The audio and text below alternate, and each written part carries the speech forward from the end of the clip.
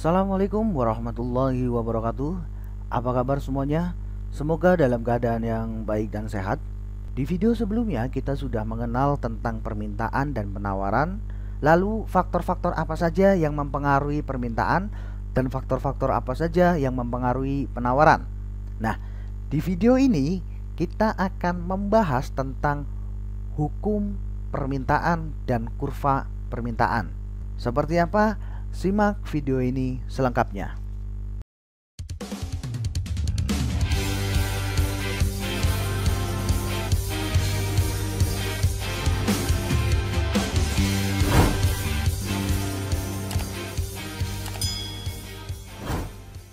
Hukum dan kurva permintaan. Nah, kita akan membahas terlebih dahulu tentang hukum permintaan. Ketika kita membahas tentang permintaan, maka posisikan diri kita sebagai seorang pembeli. Nah, ada sebuah ilustrasi nih. Santi mau membeli 2 kg buah jambu. Namun karena di dalam toko buah sedang ada promo dengan menurunkan harga buah jambunya, maka ia memutuskan untuk membeli 5 kg jambu. Ada yang bisa disimpulkan di sini, bahwa ketika harga buah jambu itu diturunkan karena adanya promo, seorang pembeli, dalam hal ini Santi, memutuskan untuk menambah jumlah pembeliannya dari 2 kilo menjadi 5 kilo. Nah, kemudian sebelumnya Santi juga berniat membeli 6 kg buah mangga. Namun karena harga buah mangga ternyata sedang naik, ia terpaksa hanya membeli 3 kg saja. Nah, dalam hal ini bisa disimpulkan bahwa ketika harga buah mangga itu naik, maka konsumen, yang dalam hal ini Santi, akan cenderung menurunkan pembeliannya. Dari yang awalnya berniat membeli 6 kg, kemudian dirubah menjadi 3 kg saja karena harga buah mangga yang naik.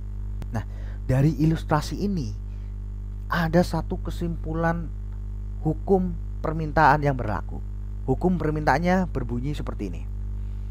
Jika harga suatu barang atau jasa naik dan faktor-faktor lainnya tetap, maka kuantitas barang atau jasa yang diminta akan berkurang atau turun. Nah, ini seperti Santi yang akan membeli buah mangga tadi. Awalnya mau beli 6 kg, ternyata harga buah mangganya naik. Dia hanya memutuskan untuk membeli 3 kg saja. Nah, kemudian sebaliknya, jika harga barang atau jasa turun, maka kuantitas barang atau jasa yang diminta akan naik. Ini seperti kasus Santi tadi yang akan membeli buah jambu yang awalnya hanya 2 kg saja, tetapi ketika tahu harga buah jambu sedang turun, maka Santi memutuskan untuk membeli 5 kg. Artinya menaikkan pembeliannya dari 2 kg menjadi 5 kg. Nah, ini adalah situasi yang sering terjadi di kehidupan kita sehari-hari. Ketika barang harganya turun, maka barang yang diminta akan bertambah. Begitu juga ketika harga barangnya naik, maka kuantitas atau jumlah barang yang diminta akan cenderung berkurang. Nah, kemudian jika diketahui QD adalah quantity demand atau jumlah permintaan dan P adalah price atau harga, maka hukum permintaan tadi bisa berbunyi seperti ini. Jika P naik, maka QD berkurang atau turun. Jika harga naik, maka quantity demand atau jumlah permintaan akan berkurang atau turun. Dan sebaliknya, jika harga turun, maka quantity yang diminta akan naik. Nah, ada sebuah kesimpulan di sini. Dalam hukum permintaan, tingkat harga dan jumlah barang memiliki hubungan yang terbalik. Jika harganya naik, maka quantity yang diminta akan turun. Terbalik kan? Begitu juga jika harganya turun, maka quantity yang diminta akan naik. Nah, inilah hukum permintaan. Selanjutnya ada kurva permintaan. Apa itu kurva permintaan? Kurva permintaan adalah kurva yang menggambarkan hubungan berbagai jumlah barang dan jasa yang diminta atau dibeli konsumen pada berbagai tingkat harga. Artinya ada hubungan antara QD dengan P. kuantiti jumlah barang yang diminta dengan tingkatan harga atau price. Kurvanya akan berbentuk seperti ini. Nah, pada sumbu vertikal atau sumbu yang tegak ini adalah sumbu P atau sumbu price, harga. Ini nantinya akan menyatakan tingkatan harga tertentu. Kemudian pada sumbu yang mendatar, yang horizontal ini adalah sumbu Q atau sumbu quantity. Atau dalam hal ini nantinya akan menyatakan jumlah barang yang diminta. Nah, untuk memahami lebih jelasnya tentang kurva permintaan ini ada sebuah kasus. Nah, berikut ini merupakan data permintaan kentang yang terjadi di pasar Trayeman. Nah, dalam kondisi A, harga kentang berada di posisi Rp3.200 per kilo. Ternyata jumlah yang diminta sebanyak 2 kuintal. Nah, pada kondisi B, ketika harga kentang turun menjadi 3.000, ternyata jumlah kentang yang diminta menjadi 3 kuintal. Begitu seterusnya sampai pada kondisi yang E, di mana harga kentang turun sampai dengan Rp2.400 per kilogram, yang menyebabkan jumlah permintaan terhadap kentang naik menjadi 6 kuintal. Maka kurvanya akan berbentuk seperti ini. Ini adalah data permintaan terhadap kentang tadi di berbagai tingkatan harga.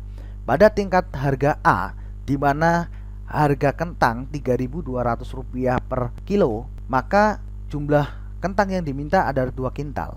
Sehingga titik A akan berada di dalam posisi ini.